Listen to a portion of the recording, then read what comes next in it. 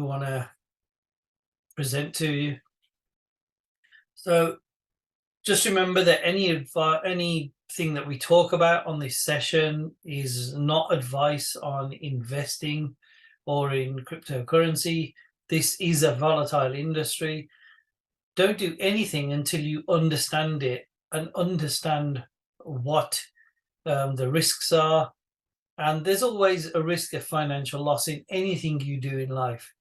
So, please read this disclaimer. The fact that you're here says that you've agreed to the contents of the disclaimer. So we're not legal advisors, we're not tax advisors, but I think what you need to know is, what exactly is this? How does it work?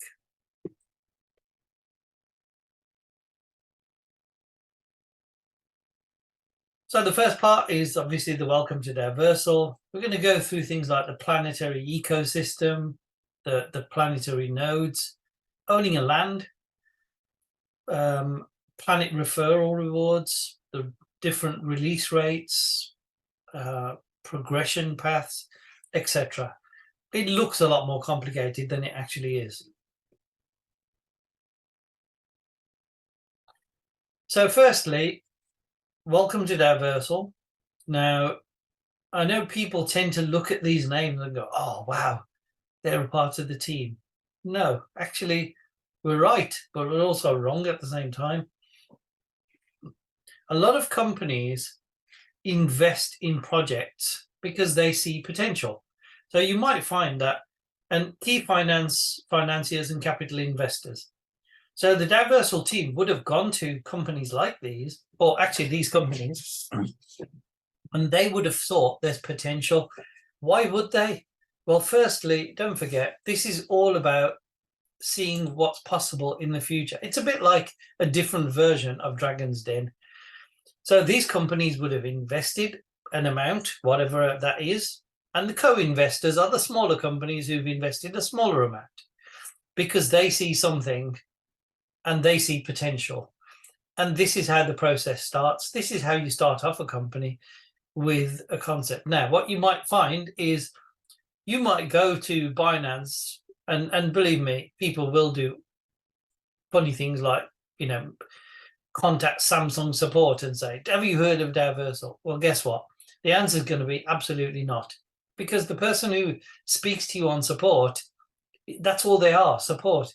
They don't know what Samsung are investing in. People with conscious doubt, they don't know what conscious doubt are investing in. So let's not suddenly start, taking things way too far and realize that investing in other businesses is an important part of the business world.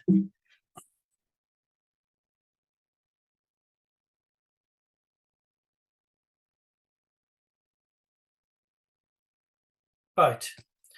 So the first part is planets. Oops. So the very first thing that the company did was they released 400 planets, which sold out within, I think it was 72 hours. And each planet has 1,000 pieces of land per planet. Now think of this. If you have, well, let's just say you owned a planet, what do you do next? So think of everything you think going forward. Think of yourself as the owner of a planet or the owner of a piece of land. What have you got to do to make this go forward? So firstly, the internal coins that are used, currency, tokens, is the DU, which is a Daoversal unit, and it's pegged at 1-to-1 with the USDT. 10% of your marketing rewards can be swapped to DT according to what the DT rate is. We'll cover that in a minute. The RC is the resource coin. Now, the resource coin, again, we'll delve into that a little bit further, is exactly what it says. It's the coin you will need to build on your land or in your planet. So again, that's exchanged 1-to-1 to DU.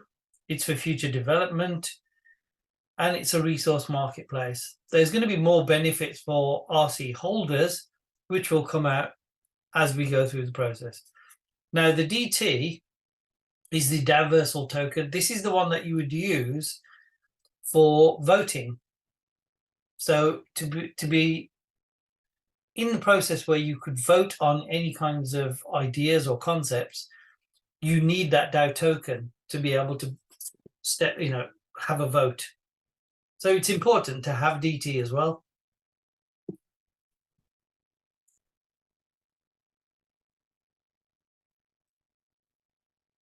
So the first 3 planets that were released were the Stone Planet, a Bronze Planet, and an Iron Planet.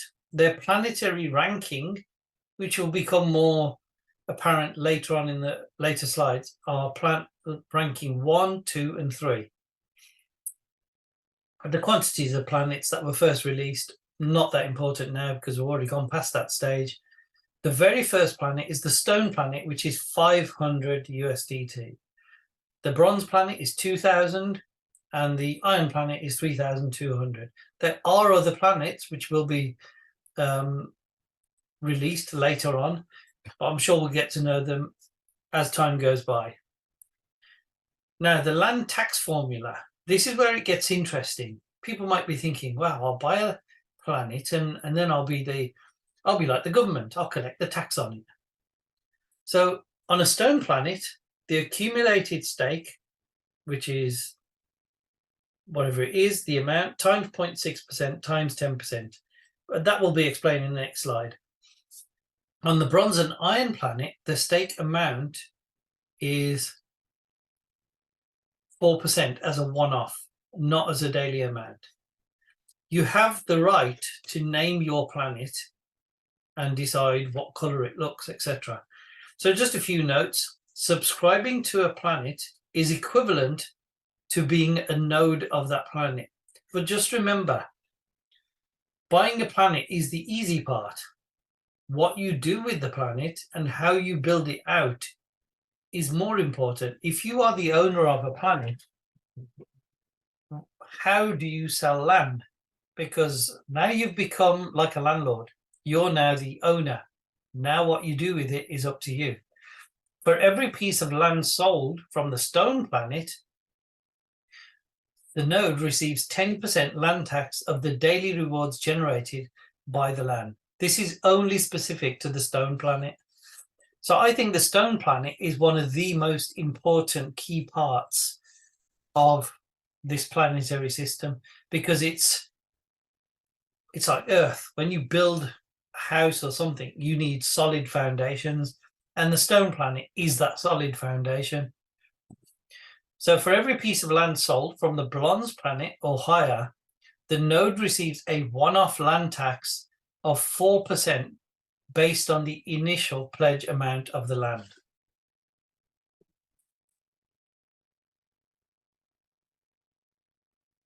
Let's just take a look at that one step further. So the Stone Planet, the land tax formula is accumulated stake amount times 0.6% times 10%.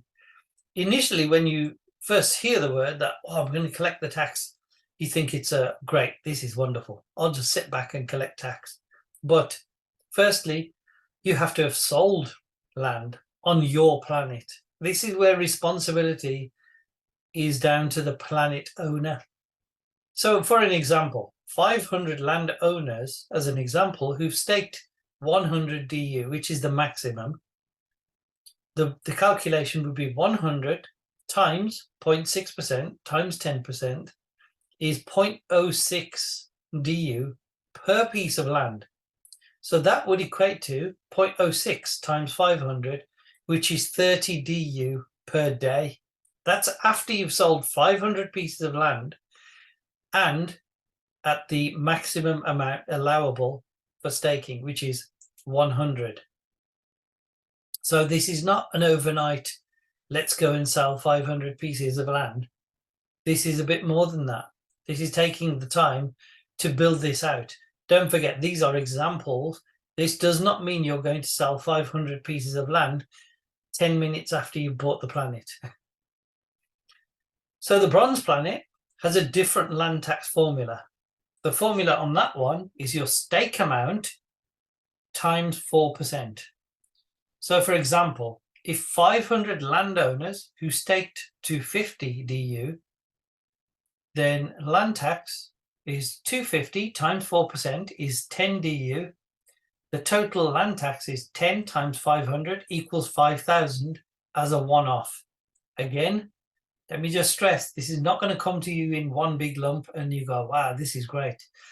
This is over time. Because just like anything, if you have an apartment building, you have to then sell each apartment separately. And they never all sell in one go.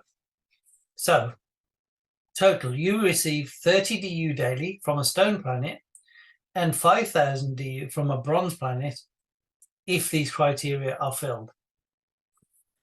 So, and this is just to stress to people that, you know, when you're buying a planet, you have to realize there is going to be some effort required to actually sell the land. And I'm going to cover this concept of selling the land as well in a minute. So one of the things, the referral reward scheme, users may fill in the referral's invitation code before proceeding to payment to subscribe to a planet. So you speak to somebody new who's interested in the whole concept of Web3, etc. So your referral will receive the planet referral reward upon every first land tax received from the bronze and iron planet. The stone planet is not included. Like I said, your stone planet is your foundation. That's where everybody starts from. The first land tax times 10%. So example, user A has filled in user B's invitation code while subscribing to a bronze planet. Assuming the first land tax that user A received was 10 DU, user B will receive 10 DU times 10% as the planet referral reward. So this is, it's quite a lot to get your head around. So again, you'll probably have to read this a few times to understand it. Just a few notes. To receive planet referral reward, one must own any planet, including the stone planet. Planet referral reward is a one-time reward based on 10% of the planet's first land tax only. Only new subscriptions for bronze and iron planets, excluding the stone, will generate planet referral rewards. The referral's invitation code must be entered manually for each new planet subscription, and it can be changed for every new subscription. Because don't forget, different people will buy land on your planet. Filling in the invitation code is optional, and if the user doesn't enter the code, no planet referral reward will be given. Because guess what? Some people might want to buy land on your planet, but don't want your referral code. That's a freedom of choice. Planet referral rewards will be distributed in DU to the pending rewards account. Another important part is self-referral is not allowed. So do not refer yourself. It won't work. So let's just look at this concept of, I know we've been talking about buying land, but let me just take you one step back. Why is it called staking? Well, firstly, when you think about it, let's just say you've gone out into the universe, you found a new planet, and what's the very first thing you're going to do? You're going to stake your claim. This is why the staking amount is important. You might find a piece of land and you stake a tenth of it, and you build up until you get to the full amount. So, for example, on each of the pieces of land, there are 1,000 pieces of land per planet, and it says stake amount. So if you go onto an iron planet, your stake amount is 301 up to 500. On a stone, it's 10 to 100. Here's where it gets interesting. On a stone piece of land, you're eligible to change your mind. If you decide, I've staked on this stone land, but you know what? I've decided I don't want to do this. You will pay a 3% redemption fee. Your DU will be returned to you, and then you can make a decision of what you do after that. The total rewards on Stoneland is unlimited. There is no end game on this. So the way I see it is you buy land on a stone planet, or you stake your claim, and you sit back and you get rewarded forever. So it might seem like the stone land doesn't seem like a great idea, but once you've staked your claim, you just forget about it and receive your 0.6% every single day. Endless. There is no marketing reward available in the stone planet, and this I see as the building block from which you start your journey into the Web3 world. Now, on the bronze planet and the iron planet, it's different. You're not eligible to redeem. There are no redemption fees. Yet the only thing is, let's say, for example, you staked on the bronze land at 300. That would then give you a 3 times reward. So in other words, 900 is what you are due. The rewards in these ones are RC, not DU. RC is a resource coin. This goes back to staking your claim. Now you've staked your claim on this new planet, you need now to produce something that helps you to build. So what helps you to build? Well, DU definitely doesn't, but RC does. It's a resource coin. With a resource coin, you'll be able to buy things like blueprints, you'll be able to buy different structures, etc. This is how you will build out your piece of land that you've staked. And this is why it's called staking your claim. And you're now producing this new coin called RC. So you're minting in a way. So, the wording is very important. So you're not being rewarded, you're actually minting this coin. So the release rate on the bronze and iron is unique, which I'll go through in the next slide. So just a couple of marketing rewards on bronze and iron are in RC.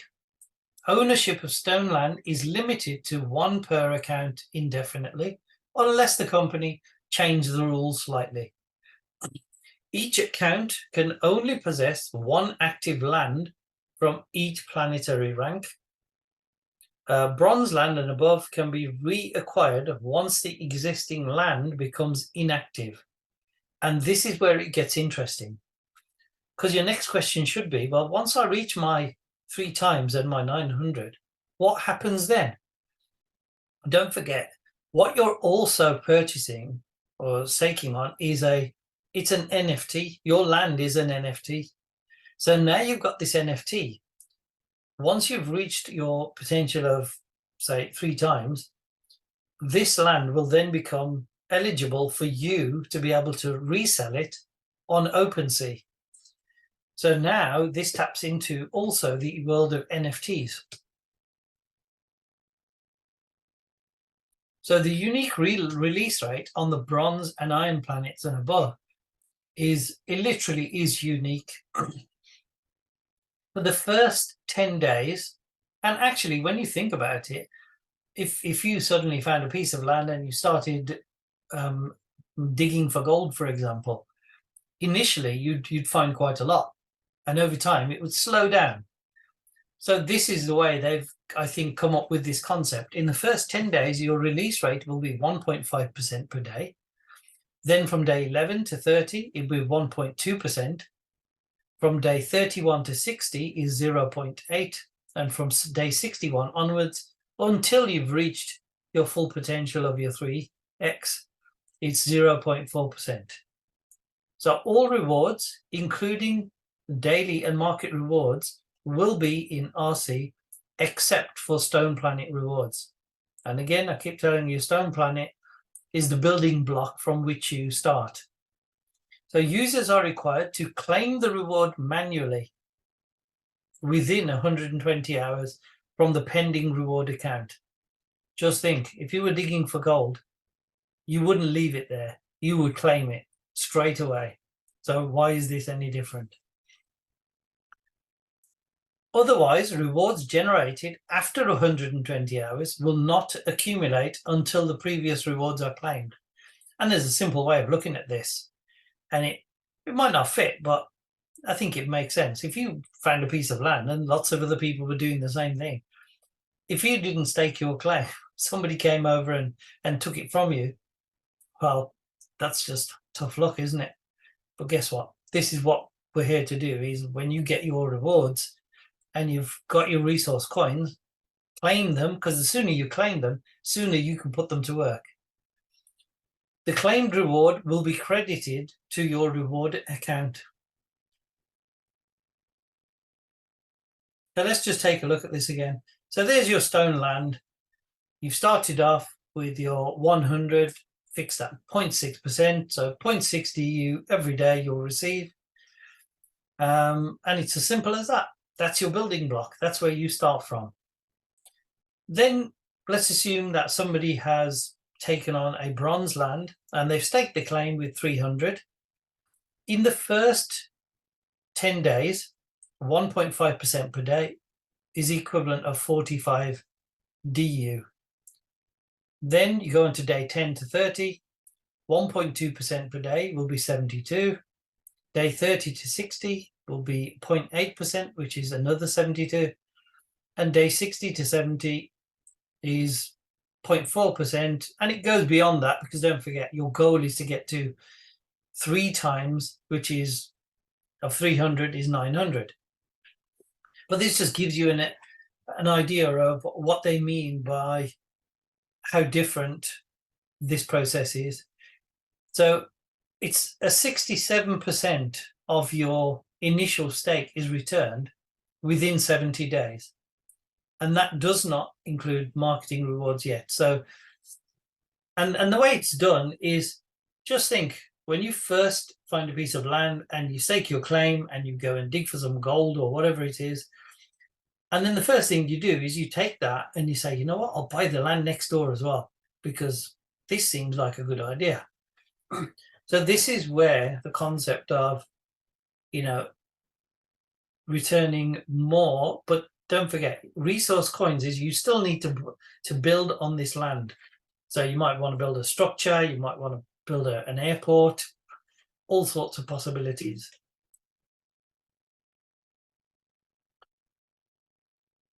Now, these are just some guidelines of how the staking works.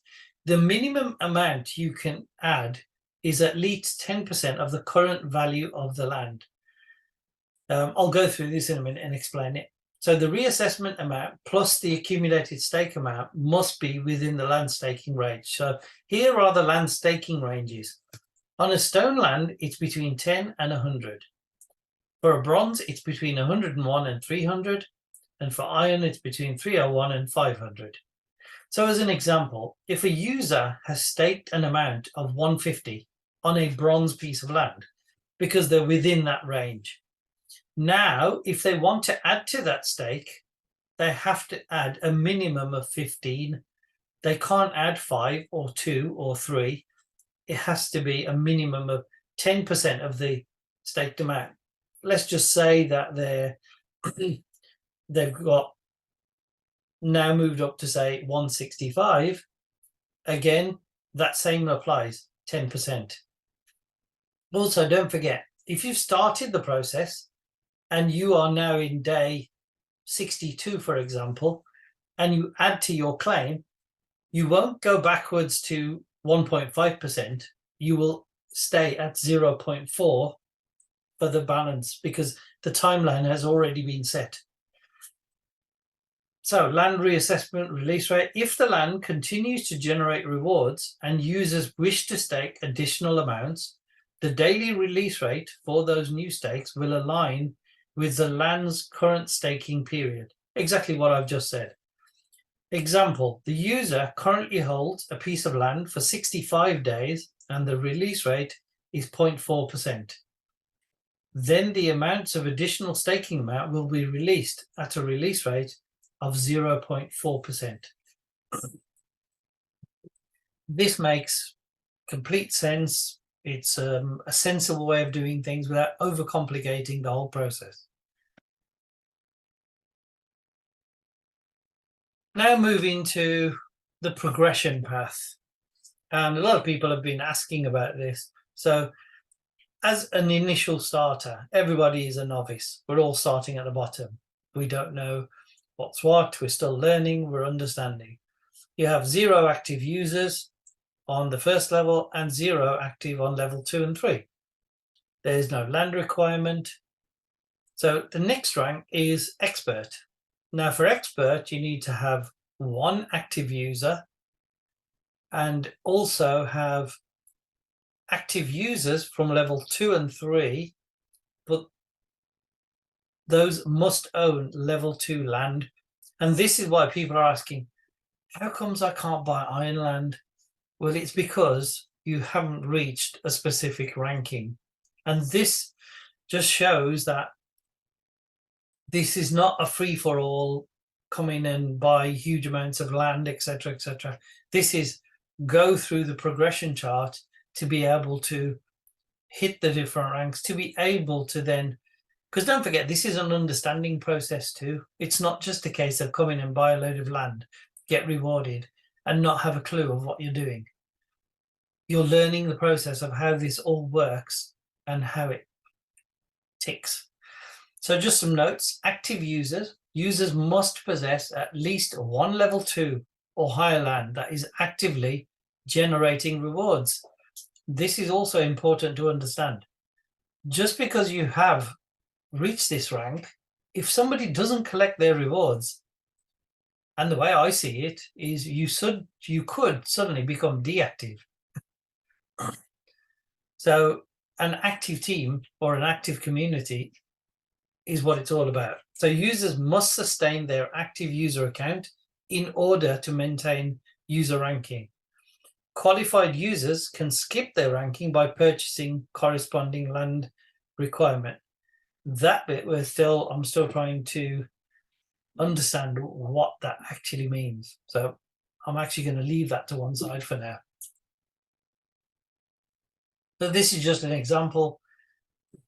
But to be an expert, you need to have tier 1 active users. So you've got, 2 active users in tier 1. So you're expert already. You've got 2 active users in tier 1. You've got 3 active users in tier 2 and 3. And they also own a level 3 land. That's when you progress up to the next level, which is elite. So it's really a case of first understanding, then teaching the people that you've brought into the Web3 world how this works and what they can do. And that's when you progress. When you help others to progress, you progress too. If you just say to people, come in and buy some land and get rewarded, then you're going to have lots and lots of users, but none of them are understanding. So the rankings, novice is 0. The land level is up to level 2. So hence, at the moment, people can only stake stone land and bronze land. Once you become an expert, which is rank 1, that moves you up to level 3, which means you can then stake on an iron land. And the next one up is 6 tiers. That takes you up for level 4. So all of this shows you the progression system. And don't forget, the first 3 levels are the only ones that are open initially anyway. So there's no point looking at level 7, 8, 9, and so on, because those planets and those land are not even available yet. So this is learn it bit by bit, understand how it works, see what makes it tick. Oh my God! पता है मुझे किस company से interview? Reward is quite simple. Tier 1 generates 20%, tier 2 15%, tier 3 10%, etc. Calculation: downlines daily rewards times generative rewards ratio. No, the user's rank determines the number of tiers eligible for marketing rewards. So again, your entitlement is based on your different tiers that you're on. And that shows in your back office when you click on the invite section.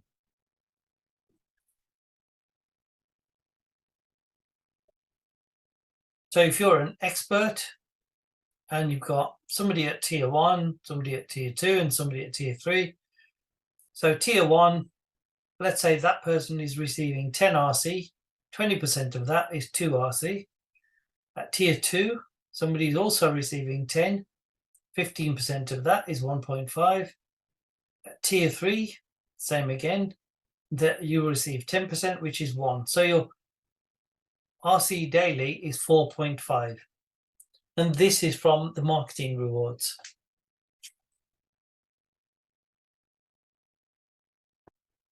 So this just gives you an idea of the process so far. In July, they signed the agreement with the Hyper community, started the Planet subscriptions, which sold out very quickly. Land subscription is where we are today. That's already gone live. People are staking land, understanding what they're actually getting rewarded. The next version will be version 3, which will include cloud computing power. So this is where the mining operation comes in, and a lot more things will be developed in the background. And there'll be a lot more features going forward because a lot of companies seem interested in what's happening in the Web3 world.